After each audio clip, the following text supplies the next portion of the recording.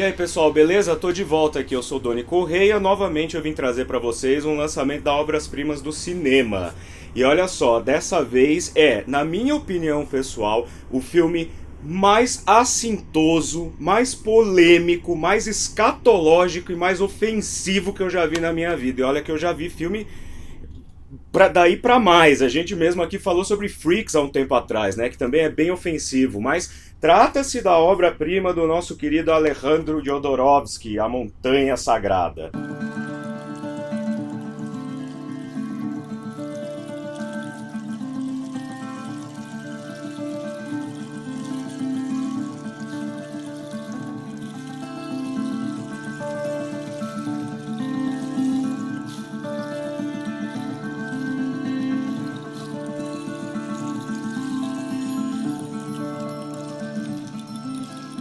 Esse filme, eu disse que ele é extremamente ofensivo, extremamente escatológico, porque ele lida com dois temas muito interessantes. Primeiro, o totalitarismo na América Latina, naquele período dos anos 70, que é quando o filme foi feito, e escatológico no sentido filosófico, teológico do termo, né, que é o estudo sobre o fim dos tempos. Esse é o terceiro longa do Alejandro Jodorowsky, né, ele havia feito em 1968 Fando y Lis, que é um filme já bastante diferente, bastante polêmico na época do lançamento. Depois ele fez El Topo, que é uma espécie de western, né, baseado nos western spaghetti, mas também de uma forma completamente transviada do que a gente está acostumado a ver na cinematografia daquela época. E aí ele conseguiu um orçamento milionário para fazer A Montanha Sagrada e usou, segundo fontes, somente metade do orçamento. Embora o Jodorowsky seja chileno, esse filme foi produzido no México.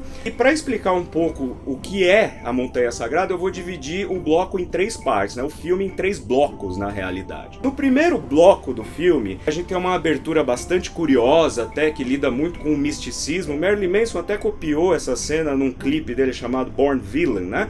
Que é aquela cena famosa em que o próprio Jodorowsky, que é o personagem central do filme, ele é o mago do filme, né? Uma espécie de mestre sagrado aí, ele raspa a cabeça de duas mulheres nuas. Nessa cena, na realidade, foi gravada dentro de um templo budista mesmo, e essas duas mulheres eram duas mulheres que estavam lá meditando, procurando a transcendência, e já o Jodorowsky então aproveitou e as colocou em frente à câmera para fazer essa raspagem da cabeça. Aliás, é importante eu frisar que esse filme ele está recheado de uma série de referências místicas religiosas.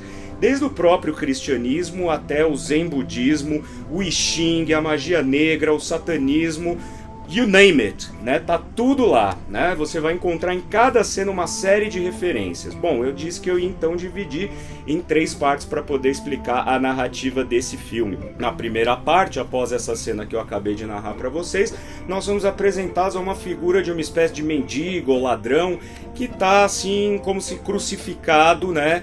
No meio de um vilarejo muito pobre, em que a gente percebe que as crianças que estão ali nuas e têm barriga d'água e passam fome e tudo mais, parecem descendentes de índios mesmo, né, nativos ali do México e tudo mais. Então ele surge nessa espécie de Cristo ressuscitado, né, numa espécie de terceiro mundo latino, que o Glauber vai explorar isso lá na frente à Idade da Terra também, mas isso é outro papo. Esse Cristo, então, ele desperta nesse lugar em que nós vemos que existe uma espécie de repressão militar acontecendo, que ele começa a perambular pela cidade, seguido por 12 prostitutas, uma delas uma criança, e um macaco chimpanzé também, quer dizer, tem toda uma simbologia da questão do criacionismo versus a evolução darwinista e tudo mais, não é?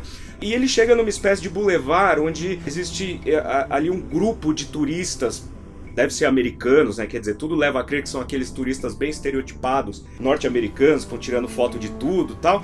E esse exército entra e começa a metralhar todo mundo, e é muito interessante porque o sangue dos metralhados é amarelo, azul, mas nunca vermelho, né? E saem passarinhos das feridas e tudo mais, são dos truques de câmeras bastante interessantes. Há também uma passeata com cruzes em que uma série de animais estão empalados ali, né? São como se fossem carneirinhos, né, todos pelados e colocados em estacas. O Jodorowsky até pediu todos esses carneiros que seriam consumidos num restaurante local emprestado e depois da filmagem devolveu e tudo mais. Mas enfim, isso para mostrar na realidade essa oposição entre a força de um regime totalitarista e a relação disso com a religião.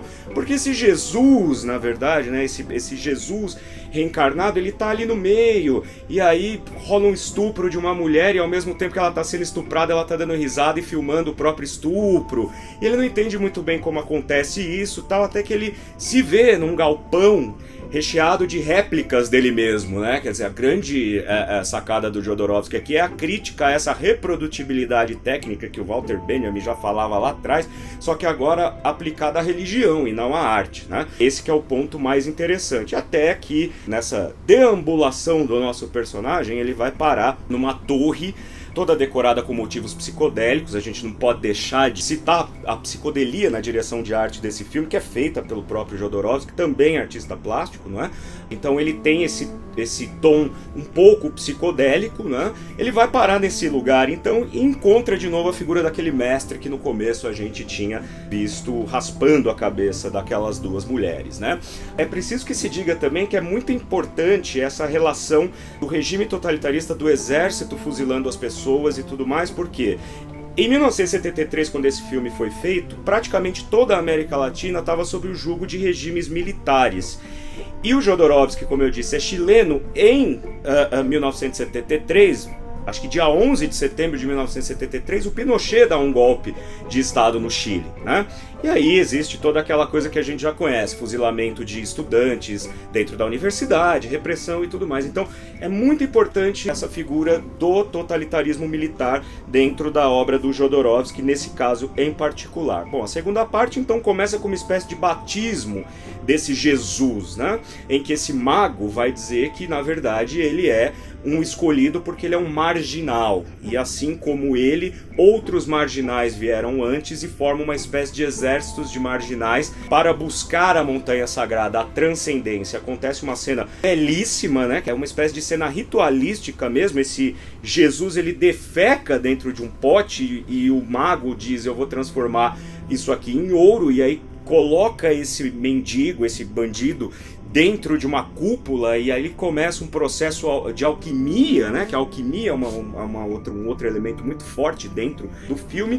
Ocorre a purificação desse excremento que se torna ouro de fato, e consequentemente o dono desse excremento, né, que é a espécie de Cristo, ele também se purifica e está pronto para conhecer a história de cada um dos personagens que estão envolvidos nessa história. Então o mago leva ele para uma sala redonda e aí estão lá as imagens, o simulacro, né, tal qual o próprio Jesus ali atrás, como a gente falou, o simulacro de cada um desses personagens. E aí são industriais ou são pessoas que têm certos vícios como sexo, bebida, jogo e etc. E aí entra uma coisa muito interessante que eu peço a vocês que prestem atenção, que é justamente a relação desse segundo bloco, principalmente com a filmografia do Luis Buñuel.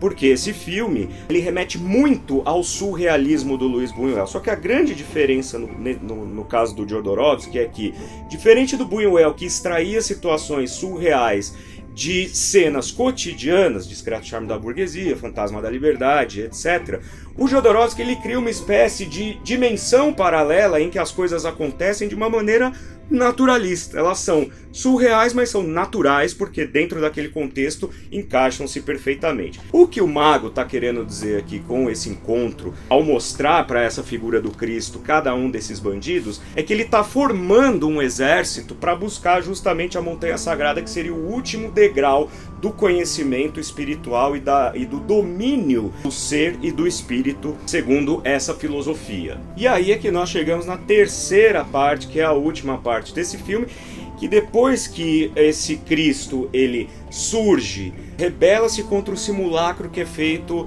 em relação à sua imagem e à sua história. É iniciado por esse mestre, conhece os seus iguais, que também eram ladrões ou eram seres desajustados na sociedade, são então purificados pelo poder dessa alquimia muito pessoal do Jodorowsky, eles começam então a busca para chegar no topo da montanha sagrada. E essa espécie de odisseia, e é uma odisseia mesmo, porque eles vão por mares, chegam em terra, são iniciados por índios, tem uma espécie de ritual em que os personagens eles têm que se entregar como se eles estivessem morrendo para experimentar a sensação da morte, para poder sair dessa sensação como um ser sublime, vamos dizer assim. Depois de tudo isso é que tem o grande finale, que eu não vou falar porque é o mote de toda a história, é o mote de todo o filme, é o mote de toda a narrativa de ficção. Ficou curioso? Vai lá dar uma olhada então nesse lançamento aqui, que traz como extra coisas muito bacanas, que é um depoimento do Jodorowsky falando sobre como ele descobriu o tarô e como ele estudou o tarô, porque o tarô é outra coisa muito importante aqui nesse filme também. E até ele defende uma posição de que o tarô, na verdade, quando usado para adivinhar o futuro, ele perde completamente o sentido dele, porque o tarô, na verdade, é como se fosse uma tentativa de organizar o universo a partir das cartas e da simbologia dessas cartas. Tem também aqui uma série de cenas que não foram usadas no filme, cenas deletadas, né? Inclusive um final alternativo, né? Depois que vocês virem o final que eu tô guardando, e que eu não vou dar spoiler excepcionalmente, porque é uma coisa muito inventiva, aí vocês vão comparar com o final alternativo que ele não colocou. Tem o trailer original de cinema e tem um documentário também curto de 5 minutos a respeito do processo de restauração do filme. Aí vocês têm ideia de como a cópia original estava, bastante desgastada, né? E como ficou nessa versão lindíssima que a Obras-Primas do Cinema está lançando. Bom, o recado está dado, o convite está feito, está aqui A Montanha Sagrada de Alejandro Jodorowsky. Parabéns a Obras-Primas do Cinema por mais esse lançamento, só vamos prestar um pouquinho de atenção aí à autoração do DVD. Tirando isso, sem mais, até mais.